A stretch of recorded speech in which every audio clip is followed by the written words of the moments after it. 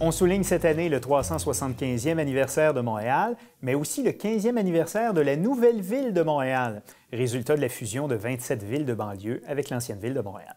Quel bilan peut-on en dresser 15 ans après la fusion et une décennie après le démembrement de la grande ville et la reconstitution d'une quinzaine de villes de banlieue? On fait le point avec notre journaliste Audrey Neveu dans le cadre de son dossier Actualité. Bonjour Audrey. Bonjour. C'est pas une idée qui date d'hier que de faire des fusions à Montréal, de créer une grande ville de Montréal. L'idée une île, une ville, c'est une idée de longue date. Oui, c'est vrai. Ça a été popularisé pour la première fois dans les années 60, donc à l'époque du maire de Montréal, Jean Drapeau. Ensuite, c'est un petit peu tombé dans l'oubli et c'est revenu dans les années 90, donc à la demande du maire de l'époque de Montréal, Pierre Bourque, qui en a fait la demande officielle au gouvernement du Québec. Donc, les gouvernements péquistes de Lucien Bouchard et de Bernard Landry ont déposé plusieurs projets de loi en 2000 pour fusionner pas seulement des villes sur l'île de Montréal, mais partout au Québec. Donc, regrouper beaucoup de petites municipalités avec des villes-centres, donc plus grandes. Le but, c'était de simplifier la gestion bureaucratique, administrative de ces municipalités-là. Donc, ça a été mis en vigueur le 1er janvier 2002. Évidemment, ça a fait des mécontents. Il y en a qui ont parlé de fusion forcée. Et la campagne électorale provinciale en 2003, ça a beaucoup porté là-dessus. Le chef libéral Jean Charest a été élu sur la promesse de tenir des référendums pour que les citoyens qui voulaient que leur ville se défusionne de la ville-centre puissent le faire. C'est ce qui s'est passé en 2004. Et donc, les villes qui ont voté pour se défusionner, ça a été appliqué le 1er janvier 2006. Et outre Longueuil, qui a été démembré en grande partie, et quelques petits, ce qu'on pourrait dire des microclimats dans des petites régions du Québec où des petites villes se sont séparées, c'est vraiment à Montréal que les diffusions ont été les plus importantes. Oui, effectivement, parce qu'avant les fusions, il y avait 28 municipalités sur le territoire de l'île de Montréal. Et lorsque ça a été fusionné, il y a 27 villes qui ont été fusionnées avec la ville de Montréal.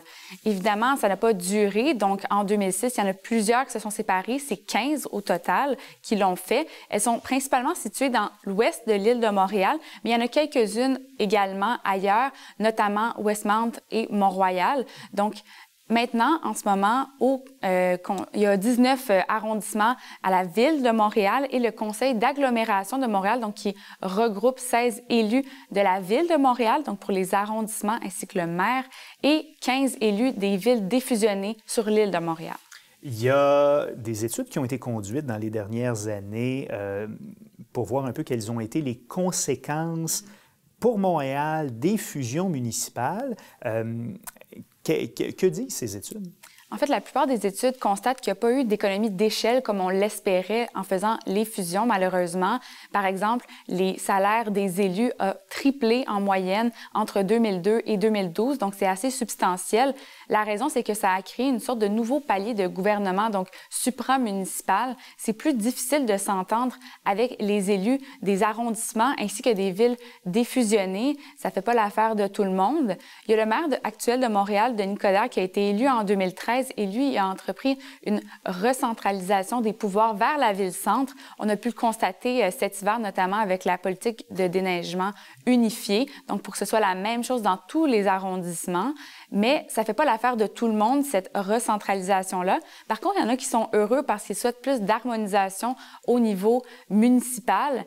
Donc, ce que ça a pour effet, c'est un peu de revenir à la case départ parce qu'on se retrouve avec des arrondissements au sein de la ville-centre, mais aussi des villes défusionnées sur l'île de Montréal. Il y en a qui considèrent que la meilleure instance maintenant pour faire des décisions au niveau de la région de Montréal, c'est la communauté métropolitaine de Montréal. Mais ça regroupe 82 municipalités, donc avec la banlieue nord et sud. Donc, c'est une bonne instance pour des enjeux régionaux, mais c'est pas nécessairement la bonne instance pour les enjeux typiques de l'île de Montréal. Voilà, il y a toujours quand même le conseil d'agglomération qui est là. Les villes reconstituées qui ont moins de pouvoir qu'auparavant, ils ont dû, entre autres, accepter que leur service d'incendie, l'assainissement des eaux, soit géré par la ville-centre. Audrey Neveu, merci beaucoup. Merci. À la prochaine.